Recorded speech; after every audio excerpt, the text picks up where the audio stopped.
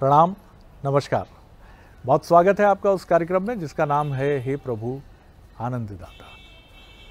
और जैसा इस कार्यक्रम में निरंतर ये क्रम बना हुआ है कि हम दर्शकों के, श्रोता, व्यूअर्स के प्रश्न भी ले रहे हैं।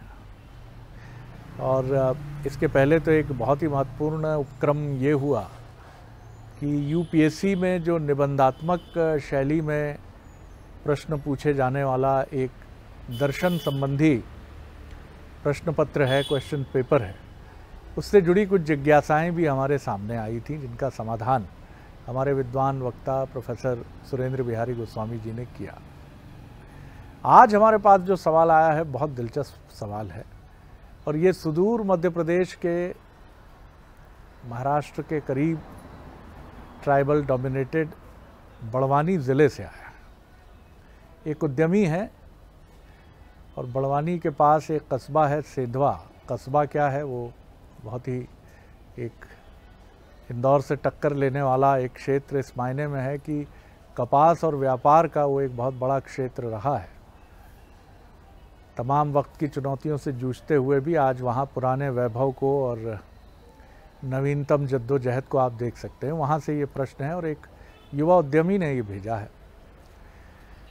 इनका बड़ा दिलचस्प सवाल है। मैं भी बड़ा रोमांचित हुआ उस सवाल को सुनकर। नाम इन्होंने न बताने का आग्रह किया है।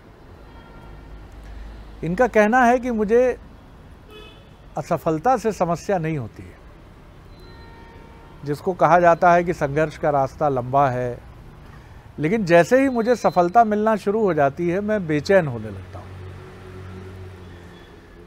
इन्होंने कहा, आप पूछेंगे कि बेचैन क्यों होने लगता हूँ, तो मुझे ऐसा लगता है कि ये बड़ी जल्दी ये दौर ख़त्म हो जाएगा। और मुझे लगता है कि ये क्रम, जैसे असफलता का क्रम स्थायी नहीं होता, सफलता का भी नहीं होता। हालांकि इन्होंने कहा कि अब तक के मेरे जीवन के पड़ाव में 35 साल इनकी उम्र है और इनका कहना है कि 2 ही बार सफलता का मुकाम है, जिसमें से एक अभी चल रहा है। लेकिन इनका कहना है कि जब भी मैं सफल होता हूँ या बिजनेस मेरा अच्छा चलता है तो मेरी नींद कम हो जाती है, चिंताएं बढ़ जाती हैं। असफल या जिस समय चुनौतीपूर्ण समय होता है उस समय मैं पैसे के प्रति आसक्ति मेरी होती नहीं है, मैं खूब खर्च भी कर जाता हूँ। लेकिन जब मैं सफल होता हूँ तो पता नहीं ये बात मन में रहती है कि भविष्य के लिए पैसे को बचा कर रखो, कोई गड़बड़ समय आया तो चिंता हो जाएगी। तो इनका ये कहना है कि आप अक्सर कहते हैं इस कार्यक्रम में कि फलासक्ति मत रखिए, सफलता और असफलता में जीवन को बांटिए मत। लेकिन ये प्रश्न करते हैं कि आखिर जीवन में डराता क्या है। मुझे तो ये लगता है कि सफलता ज़्यादा डराती है, क्योंकि उसकी उम्र लंबी नहीं होती और हम सबको ये मालूम है कि ये लंबे समय तक ये अच्छा समय साथ चलने वाला नहीं। तो ये एक गीत का भी जिक्र करते हैं जो बड़ी पुरानी फिल्म है, शायद इनको पसंद हो, कि साथी दुखवा मन की चिंता क्यों, मन को दुख की चिंता क्यों सताती है, दुख तो अपना साथी है, सुख तो है एक छाँव ढलती आती है जाती है। चलिए इसको रखते हैं मानस मर्मज्ञ और भगवत गीता के अध्येता प्रोफेसर सुरेंद्र बिहारी गोस्वामी के सामने। बड़ा ही दिलचस्प प्रश्न है गोस्वामी जी, प्रणाम करते हुए, कि सफलता से बेचैन है ये नौजवान। ये आज उन्होंने एक ऐसा प्रश्न कर दिया जिस प्रश्न को सुनने के बाद मेरी स्मृति में एक और प्रश्न भी आ गया जिस पर हमारी आपकी कभी चर्चा हुई थी जी, कि संपत्ति कौन सी है और विपत्ति कौन सी है। तब एक बड़े सुंदर चौपाई को हमने लिया था जिसमें हम लोगों ने चिंतन किया था कि सुन हनुमंत विपत सोई होई और जब तब हरि भजन न होई। जिस पल हम परमात्मा के चिंतन से दूर हो जाते हैं उस पल हम विपत्ति में होते हैं।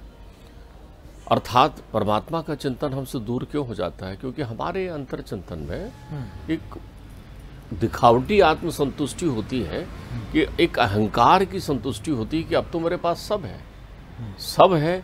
अर्थात जीवन में जैसे ही सफलता का आवरण आता है, ध्यान रखिए, बड़ा सुंदर और अध्यात्म का दृष्टान है शरद जी। जो जीतता है, हाँ, मैंने देखा जीत कर कोई खिलाड़ी आया तो फट से आदमी उसके गले में हार पहनाता है।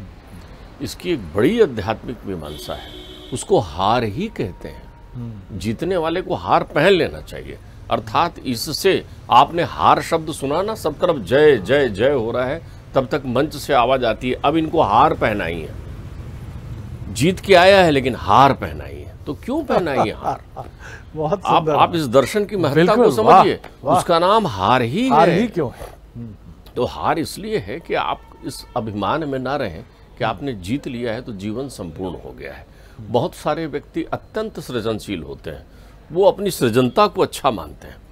एक कुम्हार घड़ा बनाने में मग्न रहता है तो वो घड़ा बनाने की प्रक्रिया को ही अच्छा मानता है। एक मूर्तिकार मूर्ति बनाने रहता है, पूरी जिंदगी मूर्ति बनाने में बिता देता है, किस्म किस्म की मूर्ति बनाता है। आप कितनी प्रशंसा करते रहें, लेकिन उससे कहें कि अब आपने बहुत मूर्ति बना ली, अब मूर्ति बनाना बंद कर दो, अब तो आप संपूर्ण हो गए, तो उसके मन में बड़ा एक निराशा का भाव आ जाता है। तो जिसके अंतर्चित्त में सृजनशीलता का भाव होता है, जो चाहता है कि सृजनशील करें। दूसरा, आप एक बात ध्यान रखिए, आपने धूप छाँव की बात की है। बहुत सारे लोगों को छाँव मीठी लगती है, बहुत सारे लोगों को धूप अच्छी लगती है। ये निर्भर करता है कि परिवेश कैसा है। यदि आपके साथ संगी साथी कुटुंब कबीले दुख में खड़े रहते हैं, सुख के सब साथी दुख में ना कोई, तो लेकिन दुख में यदि सारे कुटुंब कबीले आपके आसपास रहते हैं तो आपको लगता है ये दुख बुरा क्या है, क्योंकि उसमें जीवन का रस है, आनंद है, सारे लोग पूछ रहे हैं और एक साथ मिलजुल कर रह रहे हैं। दुख में प्रेम बढ़ता है। असफलता में जहाँ एक और आप कर्मशील, जो विद्यार्थी असफल हो जाता है, आप देखिए उसकी महतारी कितना चिंता करती है।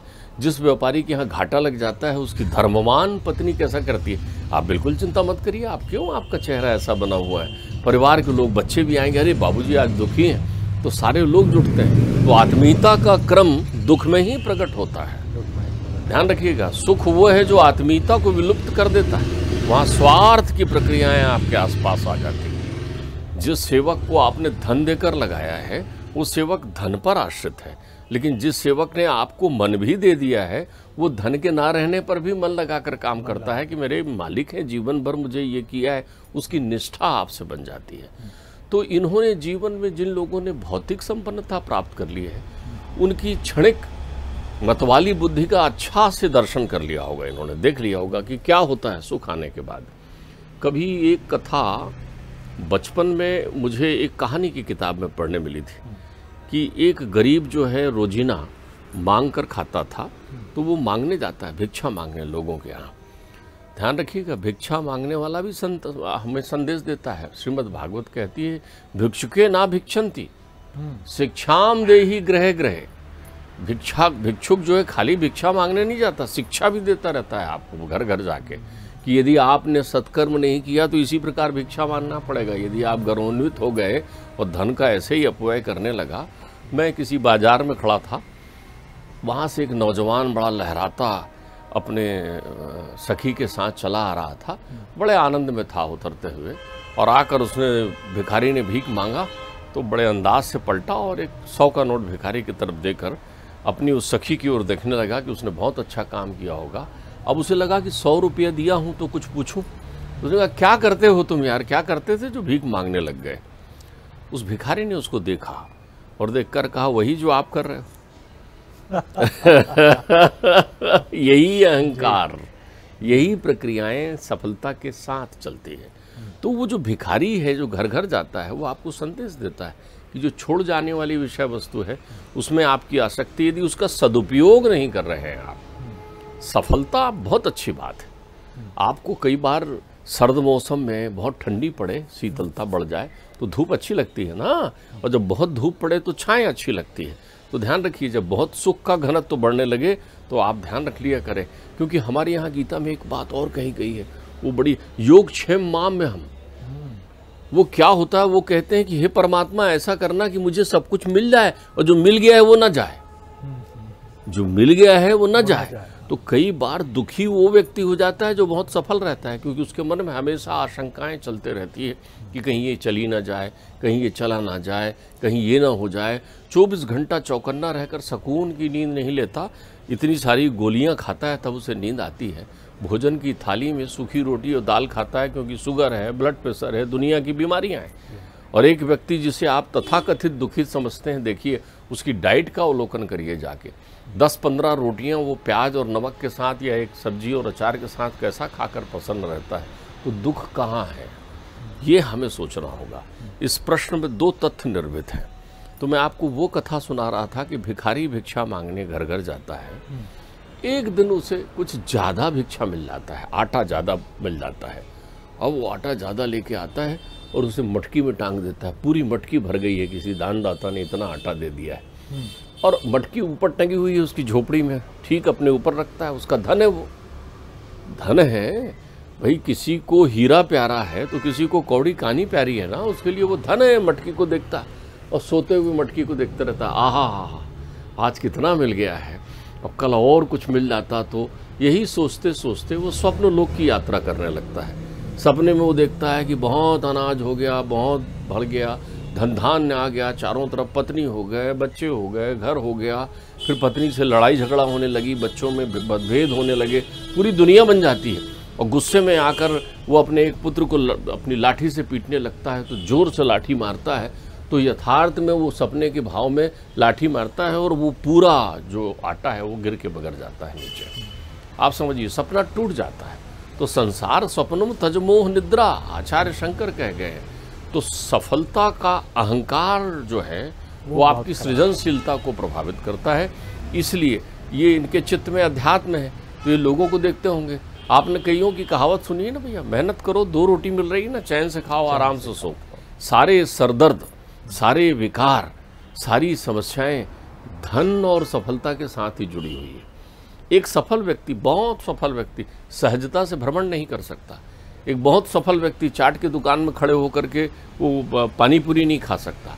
एक बहुत सफल व्यक्ति जो है वो आपकी तरह सहज नहीं रह सकता, असहजता जुड़ जाती है। बात से एक चीज़ तो समझ में बहुत, हालांकि बहुत ऐतिहासिक तथ्य है वो, और तथ्य ये है कि संग्रहण की वृत्ति जब तक संतोष की परिधि में होती है, सेटिस्फैक्शन के दायरे में होती है, तब तक तो वो उचित है कि मेरे जीवन यापन के लिए ज़रूरी क्या है। एक घर का साइज़ आप तय कर लीजिए अपने परिवार के सदस्यों के हिसाब से। भोजन के लिए आपकी जो भी उपयोगिता है उसका भी स्तर तय कर लीजिए। लेकिन जब आवक अच्छी होने लगती है और आपको लगता है कि 2 बेडरूम के घर से आप 6 बेडरूम के घर को भी खरीद सकते हैं, अफोर्ड कर सकते हैं, यहाँ से शायद वो असंतोष दस्तक दे के आपके अंदर प्रवेश कर जाता है।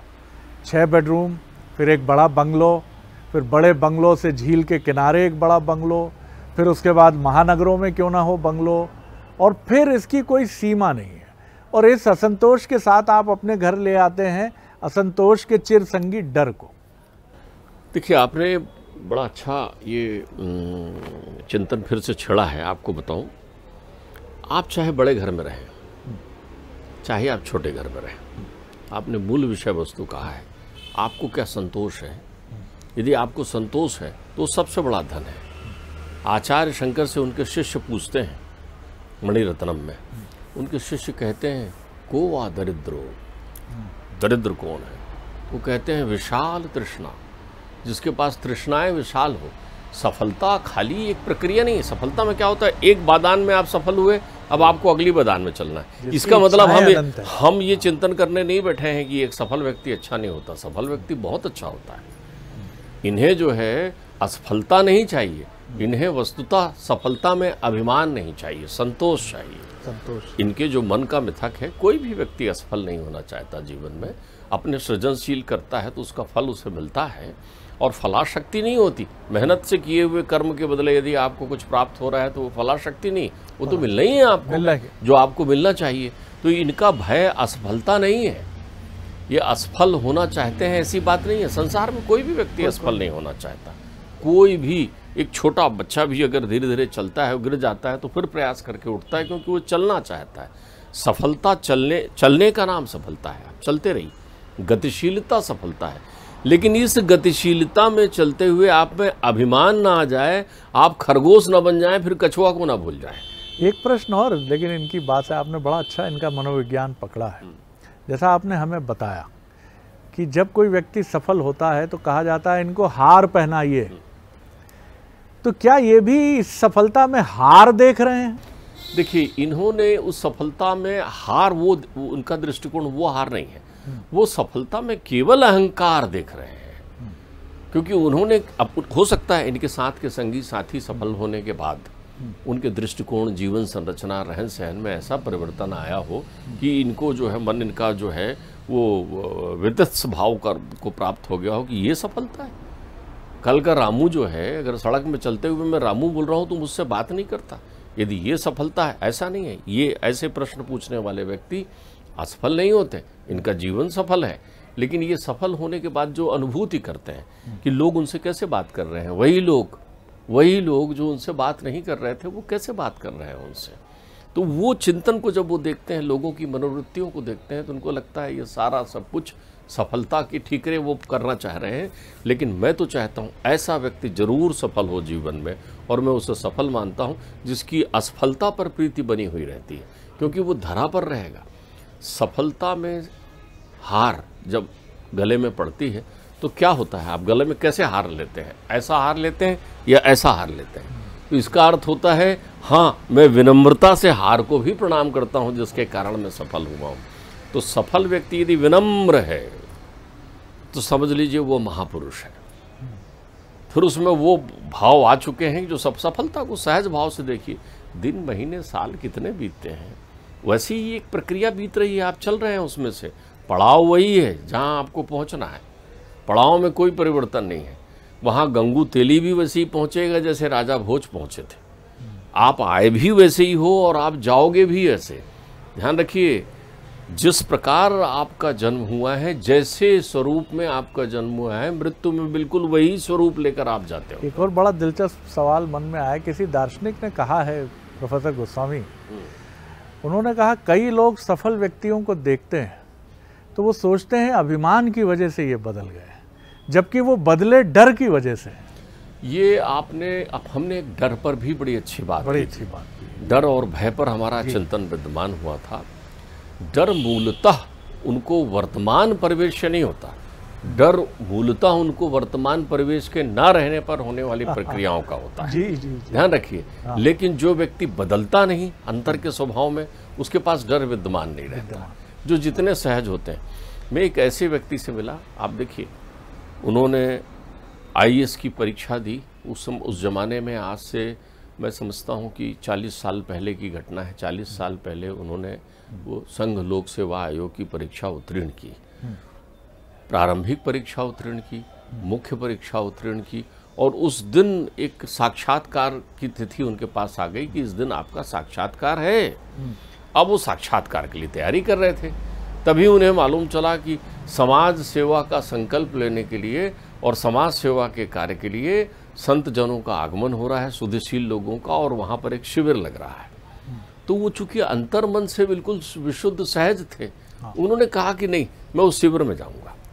बोले इतना जनोपयोगी, जन कल्याणकारी शिविर लग रहा है। पिता ने कहा कि पुत्र, इससे तू इतना बड़ा अधिकारी बन जाएगा। बोले मैं वो परीक्षा फिर दे दूंगा, लेकिन ये शिविर का आनंद मुझे कहाँ मिलेगा। और वो इंटरव्यू देने नहीं गए, और वो शिविर में गए और वहाँ भाग लिया, सहभागिता। उनका जीवन सदाचारपूर्ण रहा। बाद में वो एक उच्चतम न्यायालय के न्यायाधीश हुए, और न्यायाधीश होकर अपना कर्तव्य संपादन करते रहे। तो ध्यान रखिए, जहाँ पर सिद्ध असिद्ध समो भूत्वा हो गया, वो व्यक्ति सफल हो गया। फिर वो किस स्थिति में है, कैसा है, जिसके लिए धूप में भी आनंद है और छाया में भी आनंद है, जो ये भेद नहीं करता कि ये धूप है, ये छांव है, उसे वो प्रकृति प्रदत्त मानता है, अर्थात उस पर विश्वास रखता है। उसने ही धूप बनाया है, उसने ही छांव बनाया है। धूप तुम्हें तपाने के लिए बनाया है ताकि तुम तप्त हो सको, छांव तुम्हें विश्रांति के लिए दिया है। तो यहाँ तो सुख भी स्थायी नहीं है और दुख भी स्थायी नहीं है, असफलता भी स्थायी नहीं है, सफलता भी स्थायी नहीं है। प्रश्न ये है कि आप सफल कब होंगे, जब आप अपने उद्देश्य को प्राप्त कर लेंगे। और उद्देश्य को प्राप्त करने की दिशा में यदि आप चल रहे हैं तो फिर ये सारे पड़ाव हैं। कहीं असफल हो गए तो भी पड़ाव हैं। मैं जिनका चिंतन कर रहा हूँ उनके लिए ये बड़ी परीक्षा भी एक पड़ाव थी। मैं एक ऐसे सज्जन से मिला, आप देखिए कितना गहन चिंतक, मतलब आपको संत ऐसे रूप में नहीं मिलेंगे। संत का संतत्व तो कहीं भी मिल सकता है। मैं तो उनको भी संत मान सकता हूँ ना जो असफलता से प्रीति करते हैं, जिनके लिए सफलता का आकर्षण नहीं है, वो भी संत है। मैं एक व्यक्ति से मिला जिन्होंने उच्चस्थ पद में थे बहुत, वो भी प्रमुख सचिव स्तर पर थे और प्रदेश की व्यवस्था में बड़ा उनका व्यवस्था था। एक दिन अचानक उन्होंने प्रमुख सचिव पद से इस्तीफा दे दिया। पद से दे दिया, नौकरी से दे दिया इस्तीफा, और बड़े आराम से इधर उधर भ्रमण करने लगे, चिंतक बन गए वो, और आराम से सहज जीवन जीने लगे।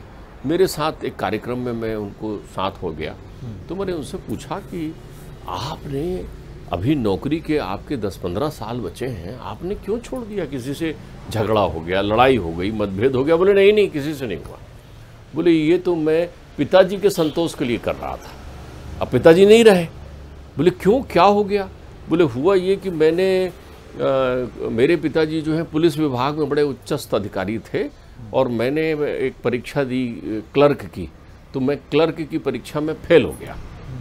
तो मेरे पिताजी ने मुझसे कहा क्या तुम्हारी स्थिति है, तुम्हारा क्या भविष्य होगा जो तुम क्लर्क की परीक्षा भी पास नहीं कर पाए?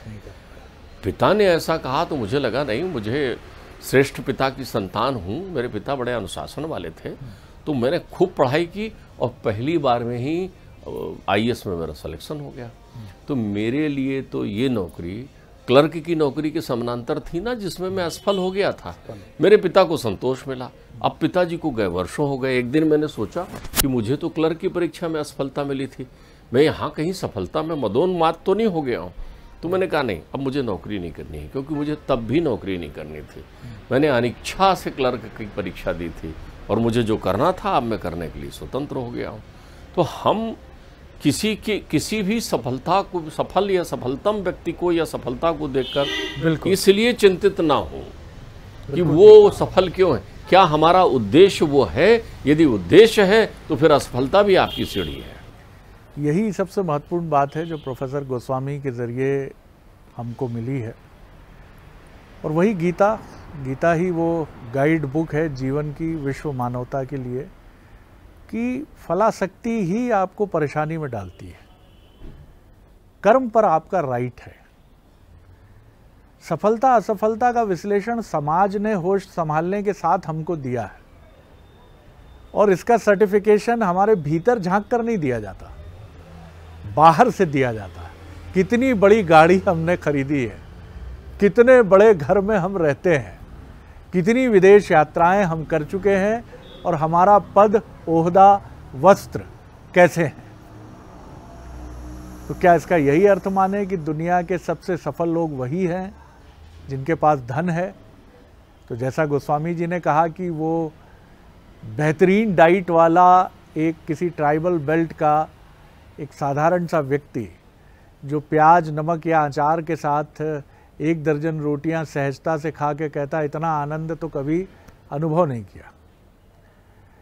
तो ये दरअसल पैमाना ही दुखी करता है, जो सफलता और असफलता के मानक हमारे सामने रखता है।